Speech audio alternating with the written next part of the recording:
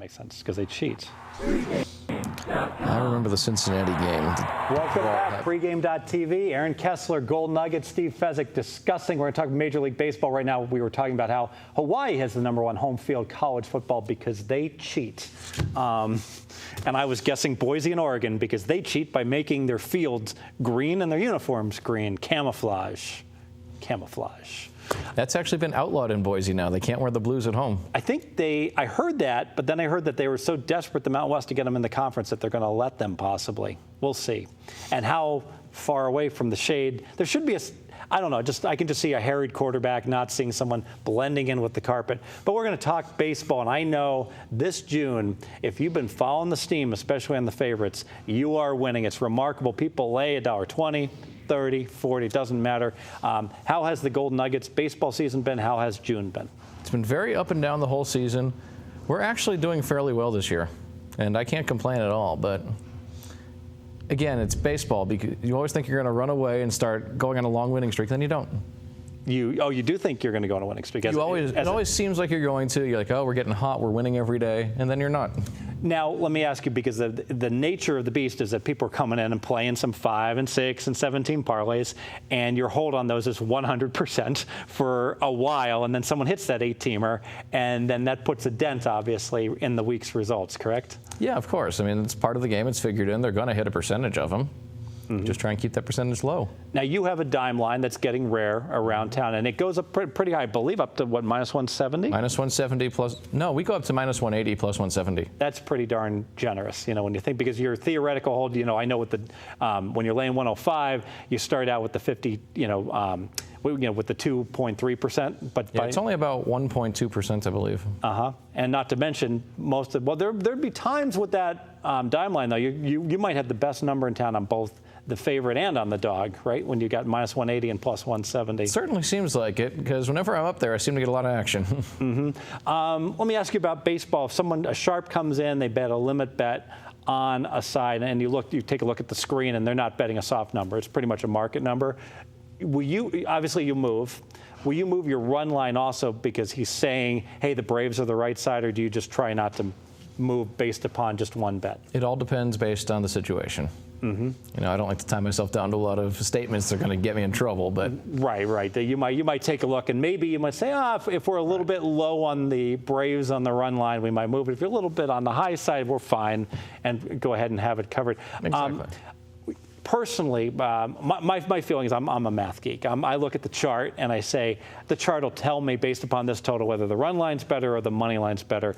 Do you feel that way, or are there times you'd rather play the run line or the money line? As a bettor or as an odds maker? As a bettor. As a bettor, I'm generally money line bettor.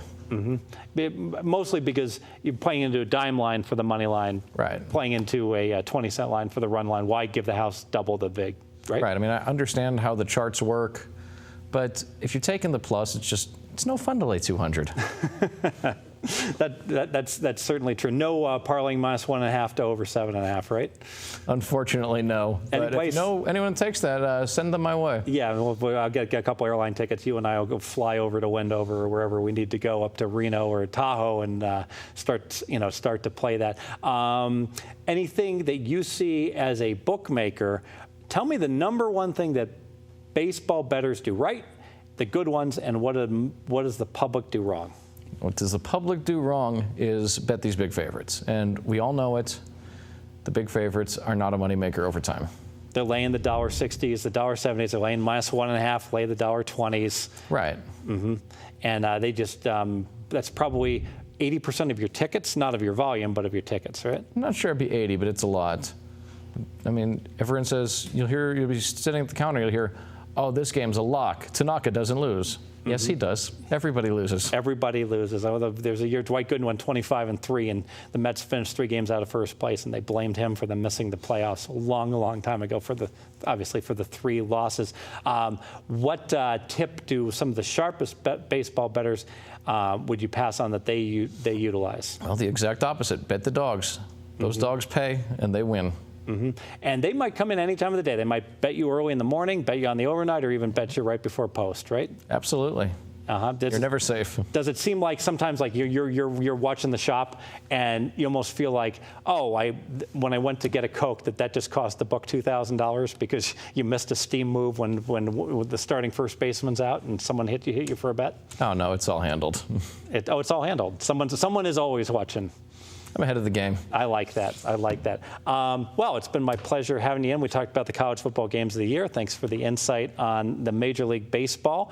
And we're going to get you back later, you or Tony back later this month, and talk about how the numbers you put up on college football and which way they bet them, correct? Absolutely. Very good. Thanks for being with us here. Pregame.tv, Steve Fezzik, with special guest Aaron Kessler, race and sports over. Do you do race as well? Well, we handle race, but we don't book anything in-house. Yes, and of course, Tony Miller running the shop over there with his crack team. It is a best bet. Get down to the Gold Nugget, bet your baseball, obviously bet your college football games of the year, and stay with us at pregame.tv this Thursday. Marco D'Angelo will bring the well-oiled A-team with Ken Thompson, discussing, I am sure, the NBA Finals. We have a game going on tonight here on Tuesday, so I really didn't want to discuss what Game 4 would be with so much uncertainty in the air, but they'll be covering it along with Major League Baseball and individual picks on those games. As you know, Marco D'Angelo, the D'Angelo Deli, went 25-0 in baseball a few years back, a record that will never be broken. Thanks again for coming on in. It's fun. Pleasure was mine. Have a good one. Very good.